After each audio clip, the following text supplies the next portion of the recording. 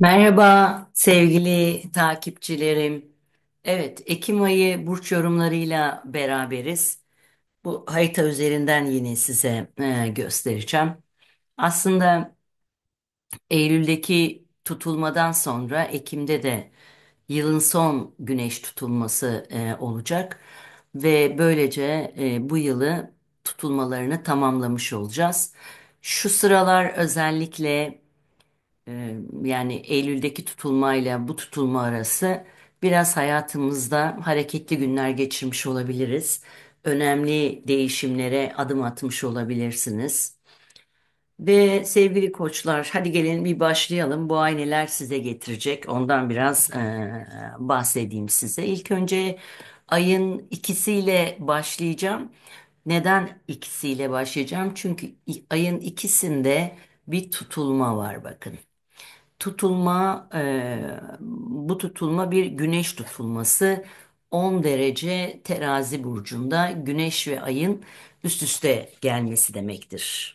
Bir yeni aydır güneş tutulması ve bu tutulma sizin yedinci ev dediğimiz ikili ilişkilerinizi anlatan, gizli düşmanlarınızı anlatan, iş ortaklarınızı anlatan alanda olacak.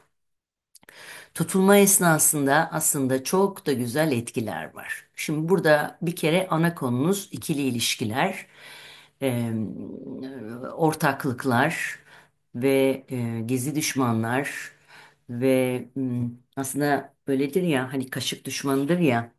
Bizde karşı tarafa bunu anlatıyor. Tutulmayı ben çok sevdiğim bir tutulma. Bununla ilgili de ayrı bir tutulma videosu da çekeceğim zaten. Daha detaylı anlatacağım. Ama kısaca şundan bahsedeyim size. Tutulmalar belli dönemlerde kendilerini tekrar ederler. Bu tutulmada eden tutulmalardan gene bir tanesi 1988 Eylül 89 başı 2006-2007 arasında hayatınızda neler oldu? Bunlar Eylül'le işte 6 aylık süreç olarak bakın. Bir oradakilerini tetikleyecek, benzer konuları tetikleyecek. Şimdi burada yedinci evinizde olduğu için ve tutulma esnasında da Merkür Terazi burcunda ve Lilith dediğimiz kadınları anlatan bir yıldızla da birleşim halinde. Bu da şu demektir.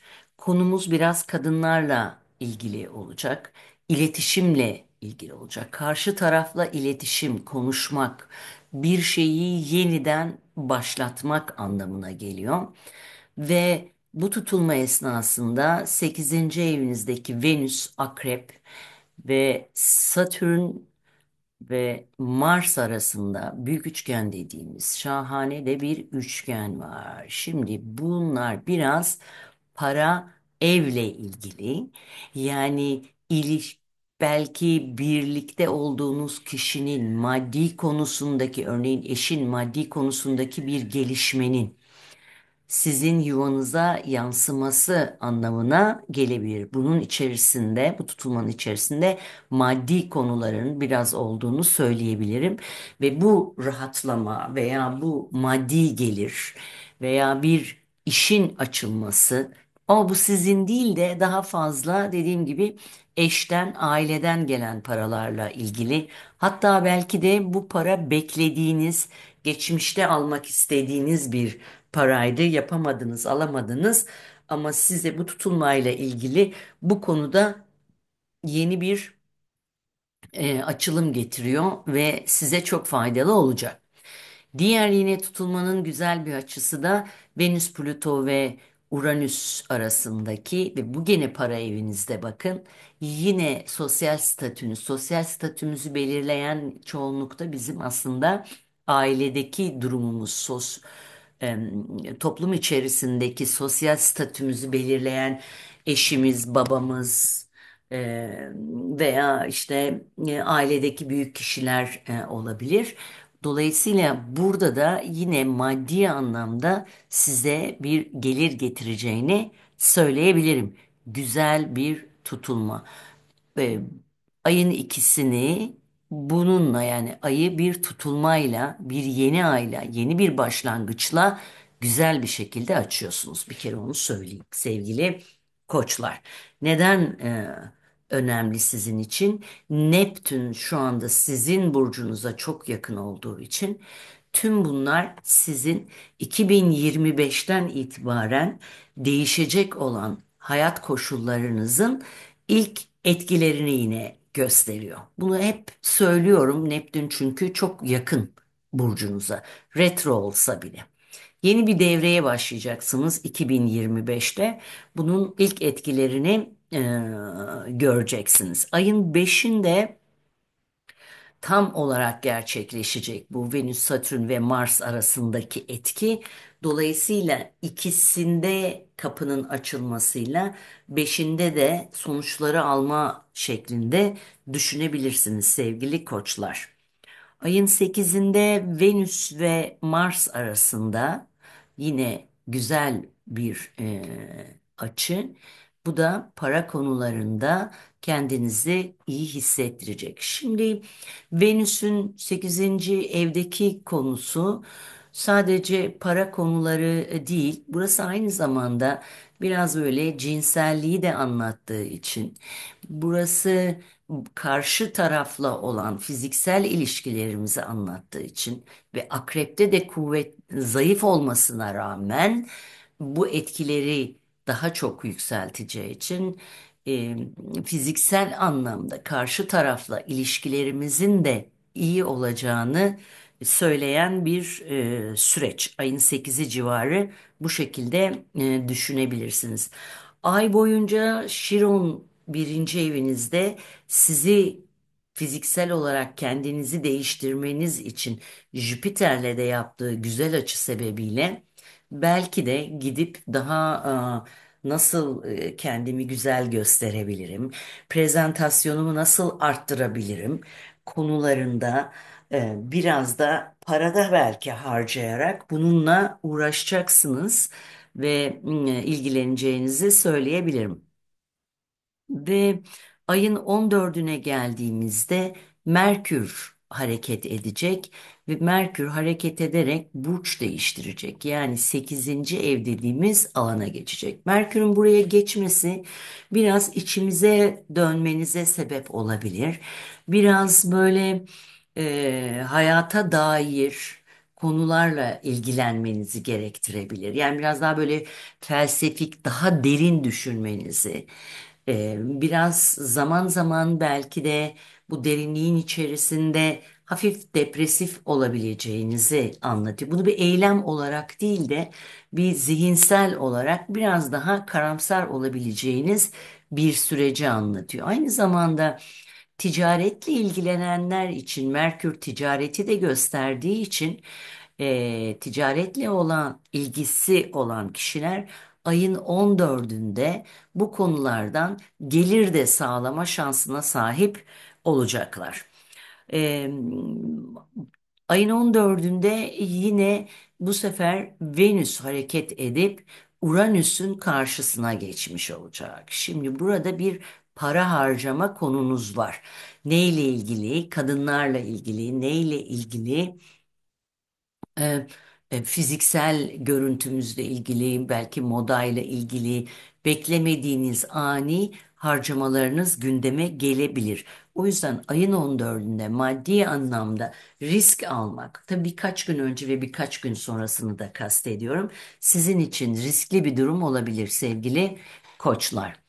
Ayın 17'sine geldiğimizde her ay olduğu gibi bu ayın da dolunayını yaşayacağız ve bu ayın dolunayı da bu ayın dolunayı Koç burcunda 24 derecede gerçekleşecek. Dolunay demek Güneş ve Ayın karşı karşıya olması demek. Dolunaylar tamamlanmadır ve bakın burada yine ilişkilerinizi vurgulayan bir şey. Eğer daha önce bir ilişki başlattıysanız bu ilişkiyi, ciddi ilişkiyi bir öteye, bir adım öteye götürebilirsiniz. Mesela tanıştınız, bu sefer bir ilişkiye çevirebilirsiniz. Mesela ilişkiniz var, bunu daha ciddiyete oturacak, sözsel veya e, yazısal bir imza atarak bu ilişkiyi tamamlama ihtiyacı hissedebilirsiniz. Aslında biliyor musunuz, dolunaylar terazi burcu özelliği gösterdikleri için ilişkiler için de aslında iyi zamanlardır. Yani karşınızdakiyle anlaşmak ve konuşmak anlamında iyi zamanlar. Onu da belirteyim. Şiron'dan da güzel etki aldığı için kendinizi duygusal anlamda iyi hissedeceğiniz bir süreçten burada bahsedebiliriz.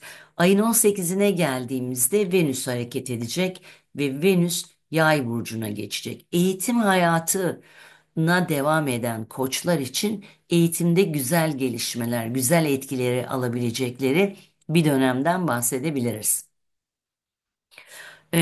Ve ayın 23'üne ya da oraya geçmeden önce eğitim hayatınız yoksa belki de kiminiz bazı yolculuklar yapmak isteyeceksiniz ve bu yolculukları da keyifli geçirebilirsiniz sevgili koçlar.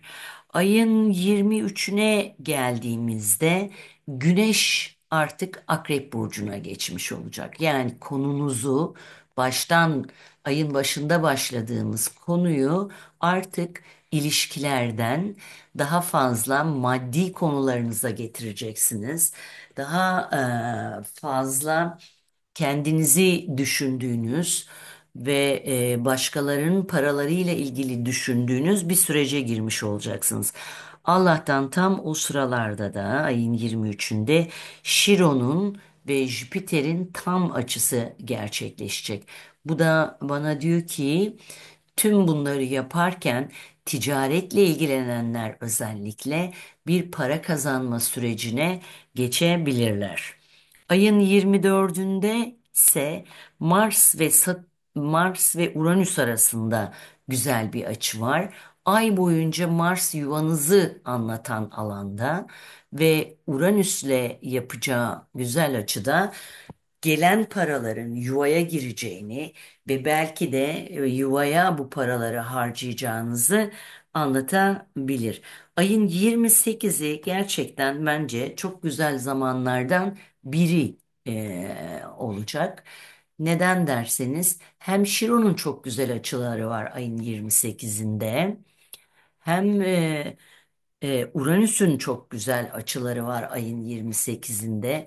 Gerçekten ayın 28'i herkes gibi sizi de çok güzel şekilde etkileyecek. İş hayatınızla ilgili güzel şeyler yapabilirsiniz. Hayallerinizi gerçekleştireceğiniz, maddi anlamda da kapıların açıldığı bir dönem. Ayın sonu olabilir ancak ayın sonunu maddi anlamda sanki güzel kapatacaksınız gibi geliyor.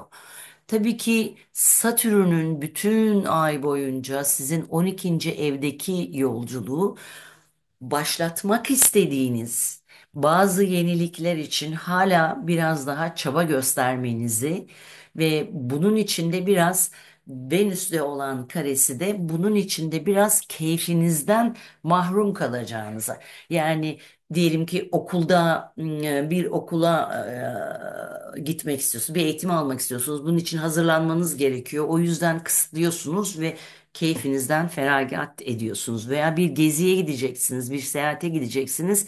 Bunun için keyfinizden feragat edip bazı harcamalarınızı kısıyorsunuz veya bazı düzenlemeler yapıp biraz yorgunluk çıkartıyor diyebilirim. Satürn Koç burcuna geçmeden emeklerinizin karşılığını alabileceğiniz bir dönem değil bu ayda. O yüzden daha buna var. Satürn'ü 2025'te burada göreceğiz. Zaten sizin için çok büyük bir değişim zamanı 2025. Özellikle sizin için. Ekim ayında da güzel fırsatları yaşayacağınız keyifli bir ay olacağını düşünüyorum. Bundan sonraki Kasım, Aralık, Ocak hepimizi biraz yorabilir ama Ekim'in tadına varın, keyfini çıkartın sevgili koçlar.